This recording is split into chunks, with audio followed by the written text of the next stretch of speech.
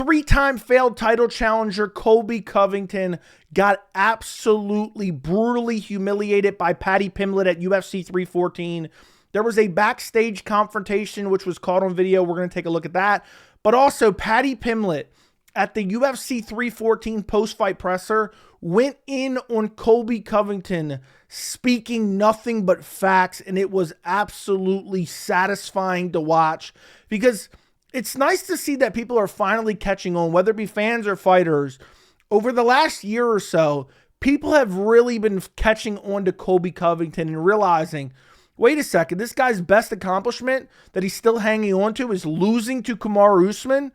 This guy is primarily known for getting ran through by black guys in the UFC, essentially.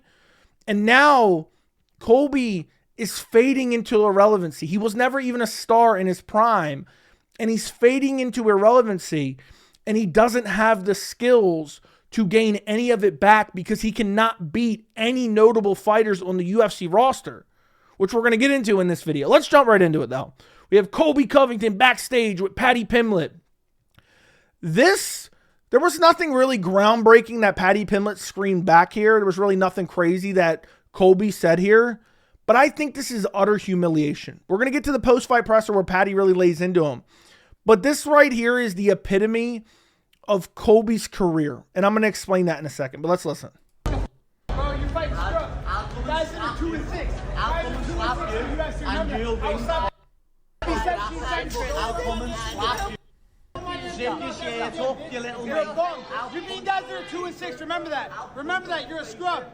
So he's saying you're beating guys who were 2 and 6. He's essentially insulting Paddy for beating up Michael Chandler. Michael Chandler was 2 and 4 before he fought Paddy. I want you to remember that number. Michael Chandler was 2 and 4 before fighting Paddy. But we'll come back to that in a little while. You're a fraud. You're a fraud. Brother, what are you on a 3-fight losing streak? You get fraud checks so quick. Hey,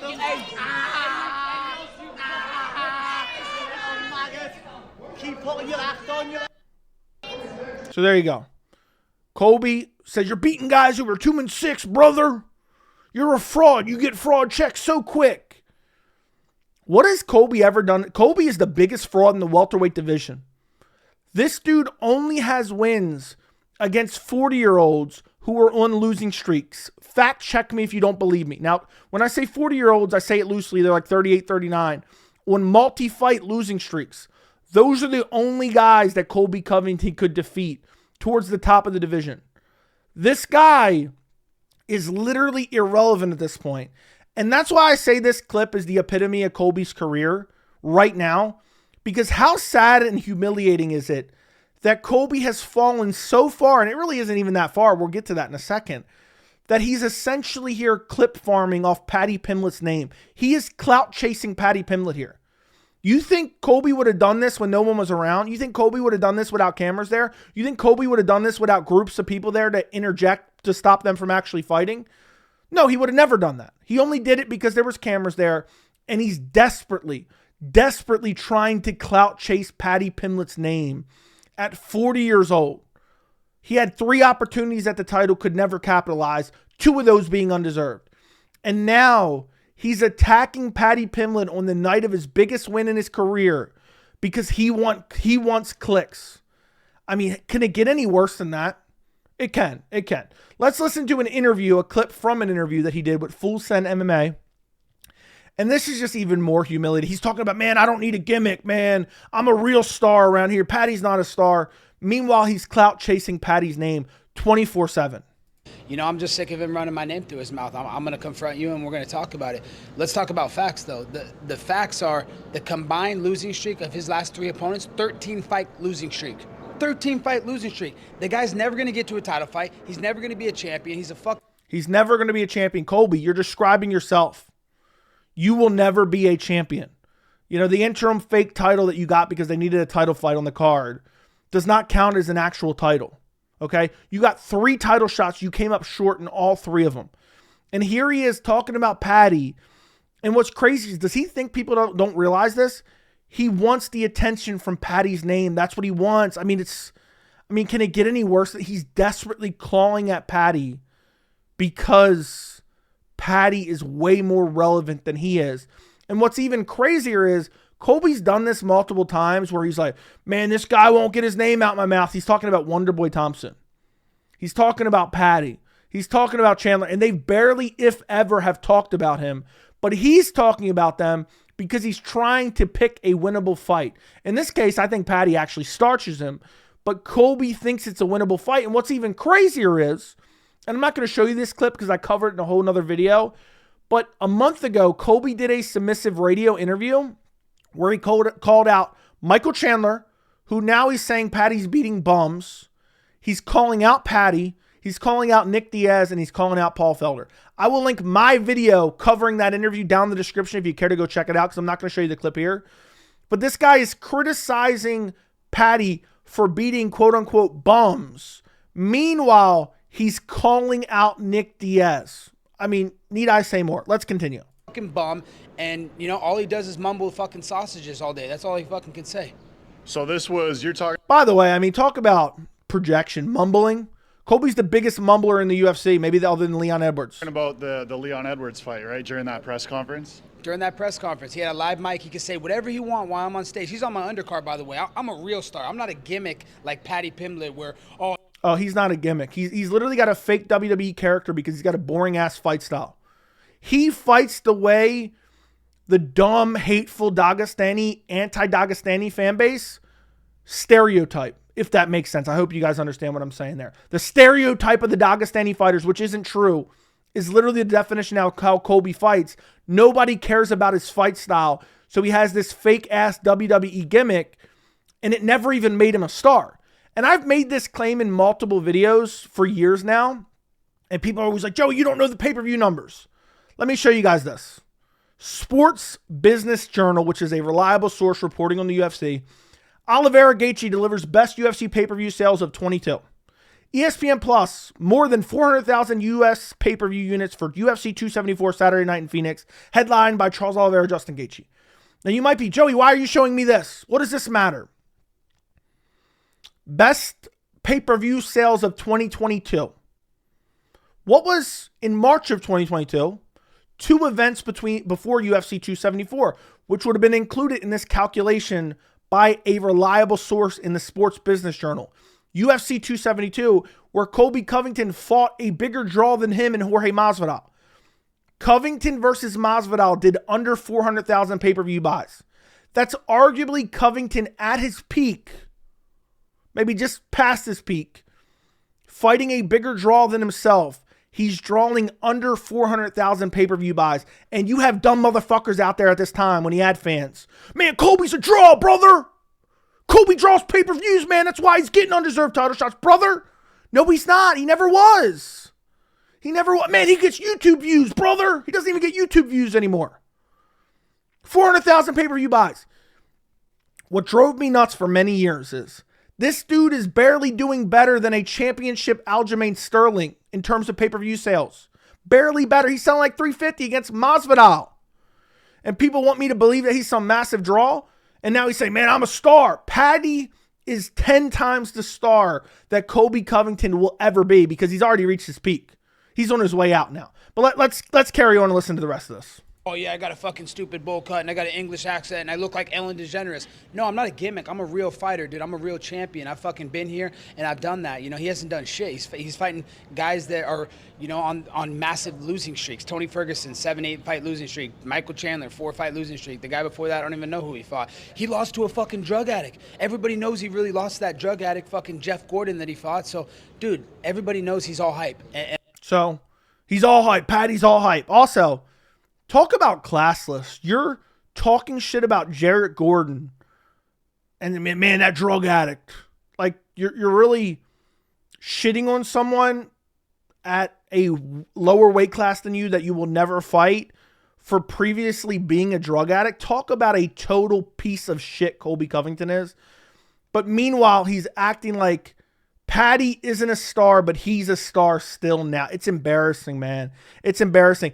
And if that wasn't embarrassing enough, this is unrelated to Colby Paddy, but this is a recent clip that came out. Colby's out hanging out with streamers now. He's hanging out with this fucking dweeb. And listen to what he says here, man. And this confirms something that I've literally been saying for years. Listen to this. Quick question. Would you rather be the #1 streamer in the world or the #1 UFC fighter in the world? #1 streamer, because they get paid a little more money. And they don't have to get hit in the face. So. That's true. Yeah. That's true. Dude wants to be the #1 streamer. That ain't ever going to happen, but you'll never be the #1 UFC fighter either. But what's hilarious is this truly confirms what I've been trying to tell you guys for literal years. Colby is trying to transition because he can't cut it in the UFC. He's trying to transition into some weird influencer, right-wing grifter, Nelk boy type of guy. At 40 years old, he's trying to be a Nelk boy. That's what he wants because his UFC career is fizzling out. His UFC career is in the gutter. He's desperately trying to somehow get attention because now nobody cares about who he is. So he's like, man, I'm going to attack Paddy backstage when everyone can jump in and it's going to be on video so I can get some clicks. Think about how low you have to be like, yeah, man, I'm going to attack this guy just so I can get some notoriety when you've been around for over 10 years. Completely humiliating. But let's check out the Paddy press conference now. Now, the first clip is unrelated to Paddy Pimblett, but I'm probably not going to be able to squeeze this into another video, so I figured I'd include it here. Paddy talking about Michael Chandler being a dirty cheater. Michael Chandler's new nickname is Dirty Mike. So this is Paddy Pimblett talking about Dirty Mike. Listen to this. He hit me with about 4 punches in the back of the head in the first round. Know what I mean? Nothing even got said to him.